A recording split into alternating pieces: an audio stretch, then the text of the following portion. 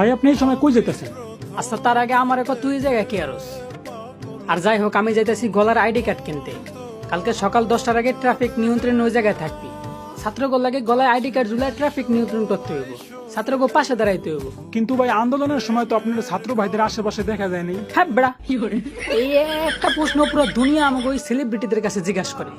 আচ্ছা ভাই তোরা আমার একটা কথা কহ, যদি দেশ স্বাধীন করার সময় আমরা সব সেলিব্রিটিরা মিল্লা ছাত্র ভাইদের পাশে দাঁড়াইতাম, আর যদি কোনো কারণে আমরা গুলি খেয়ে মারা যাইতাম, তাহলে আজকে ট্রাফিক নিয়ন্ত্রণ করার জন্য ছাত্র ভাইদের পাশে দাঁড়াইতো কে?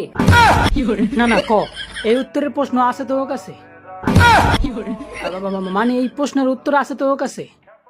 ওই সব বাদ দে, কালকে সকালে লাডি একটা হাতে নিয়ে গলায় আইডি কার্ড ঝুলায় ট্রাফিক নিয়ন্ত্রণ করমু, আর তুই একটা ছবি তুলবি, ওইটা ফেসবুকে পোস্ট করমু।